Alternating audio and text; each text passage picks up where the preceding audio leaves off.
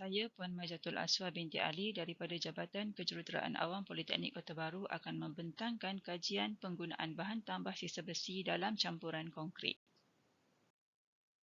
Sehingga kini telah banyak bahan tambah dan bahan ganti telah dikenal pasti sebagai ejen dalam meningkatkan kekuatan konkrit bagi mengatasi masalah kegagalan struktur bangunan. Salah satu inovasi baru dalam campuran konkrit yang telah digunakan di luar negara ialah SFRC. SFRC dihasilkan dengan menambah serat besi ke dalam campuran konkrit untuk meningkatkan kekuatan tegangan. Dalam pada industri pembinaan memberi banyak sumbangan pada pembangunan dan ekonomi negara, pembaziran dalam bakan sisa bahan binaan telah mendatangkan kesan buruk kepada persekitaran dan ekonomi negara. Pelbagai kaedah telah digunakan namun masih tidak dapat mengurangkan pembaziran sumber yang berlaku di tapak bina. Oleh itu, penggunaan semula sisa bahan binaan dalam pembinaan adalah perkara yang diutamakan dalam kajian ini, di mana kajian yang dijalankan ialah kajian penambahbaikan bagi menggantikan gentian besi dengan sisa besi sebagai bahan tambah dalam campuran konkrit. Isu berkaitan kegagalan struktur pada bangunan menjadi punca kepada runtuhan bangunan sama ada semasa proses pembinaan maupun setelah bangunan siap dibina. Insiden seperti bangunan runtuh telah memberi kesan buruk kepada ramai pihak dan menyebabkan kerajaan terpaksa menanggung kerugian yang besar dan boleh menjejaskan ekonomi negara. Menurut Muhammad Zaki, beliau mengatakan peningkatan indeks harga seunit bagi bahan seperti simen, besi dan kayu di Malaysia menunjukkan peningkatan yang agak drastik dalam tempoh sebulan. Menurut Persatuan Keluli Dunia dalam tinjauan jangka pendek bagi tahun 2023 dan 2022, permintaan besi pada tahun 2023 dijangkakan mengalami pertumbuhan sebanyak 2.2%.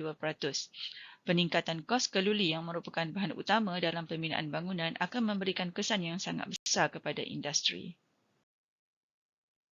Objektif kajian adalah untuk mengetahui kekuatan mampatan dan peratus resapan air bagi campuran konkrit dengan bahan tambah sisa besi.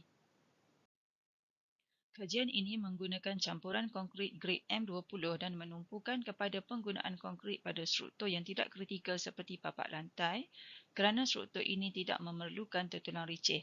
Bahan tambah yang digunakan dalam kajian ini ialah besi halus berukuran 1 hingga 2 mm yang bertujuan untuk memastikan jumlah berat bahan tambah tidak melepasi nilai had yang dibenarkan. Dua saiz panjang besi yang digunakan ialah 2 hingga 2.5 inci dan 3 hingga 3.5 inci. Terdapat 3 komposisi bahan tambah yang telah ditetapkan iaitu 1, 2 dan 3% daripada isi padu konkrit. Kajian ini menyatakan kecacatan pada bangunan boleh berpunca daripada penggunaan bahan yang tidak bermutu tinggi. Penggunaan besi merupakan satu elemen yang sangat penting dalam menahan daya tegangan akibat pembebanan pada struktur. Besi merupakan elemen yang boleh dikategorikan bahan yang paling mahal. Pengurangan komposisi besi boleh menyebabkan kegagalan pada sesebuah bangunan dan mencari inisiatif baru dalam pengurangan penggunaan besi dalam masa yang sama mengekalkan kekuatan yang diperlukan adalah amat penting. Kajian ini telah membuat hubungan tingkah laku pada struktur papak yang menggunakan SFRC. Kajian tersebut adalah perkaitan perhubungan tingkah laku struktur berdasarkan kepada perbezaan faktor saiz gentian keluli panjang dan gentian pendek. Dapatan kajian menunjukkan gentian keluli dapat meningkatkan kekuatan galas dan kemuluran papak lantai konkrit yang agak ketara. Kajian ini juga menunjukkan perhubungan tingkah laku yang tidak linear antara SFRC yang menunjukkan hubungan yang konstitutif dengan keretakan konkrit di bawah daya tegangan. Menurut kajian ini, penghasilan gentian konkrit bertertulang boleh ditakrifkan sebagai bahan komposit yang terhasil daripada konkrit konvensional yang diperkukuh dengan penyebaran rawak gentian halus yang berukuran pendek, tidak selanjar dan bersifat diskrit. Keadaan ini adalah berlainan dengan sifat tertulang bar keluli yang direka bentuk untuk diletakkan pada bahagian zon tegangan. Gentian konkrit merupakan salah satu gentian yang boleh digunakan sebagai tertulang konkrit. Prestasi SFRC juga telah menunjukkan peningkatan yang agak ketara dalam kekuatan lentur dan kelihatan berbanding dengan konkrit bertertulang konvensional. Kajian ini merupakan kajian eksperimental dan terdapat dua pemboleh ubah yang dibuat ke atas sampel iaitu saiz dan komposisi bahan tambah. Pengumpulan data dibuat dengan menggunakan kaedah kuantitatif kerana tujuan utama kajian ini adalah untuk mengumpul data primer iaitu data yang diperolehi melalui pengujian ke atas sampel iaitu ujian mampatan dan juga ujian resapan air. Tujuan ujian runtuhan adalah untuk menentukan kemudahan kerja bagi campuran konkrit.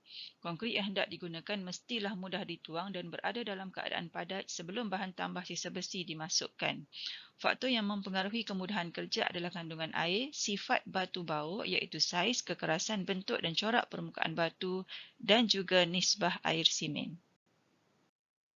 Dua jenis sampel telah disediakan di mana setiap sampel terdiri daripada 9 kub konkrit dengan 3 kub tambahan sebagai sampel kawalan.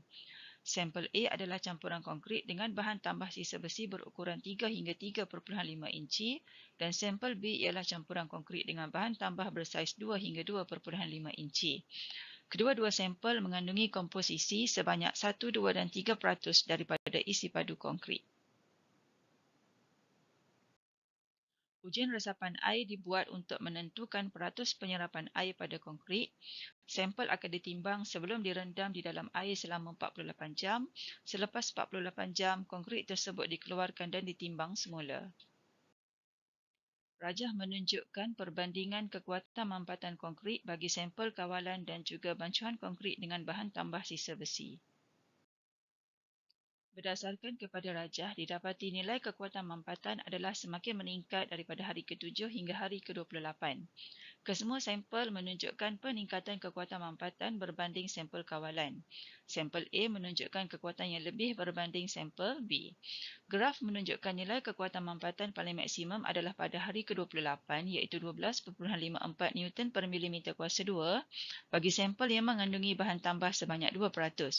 Namun demikian, kekuatan yang agak tinggi dan setara dengan sampel tersebut juga didapati pada sampel yang mengandungi 3% besi dengan nilai kekuatan mampatan 12.53 Newton per milimeter kuasa 2.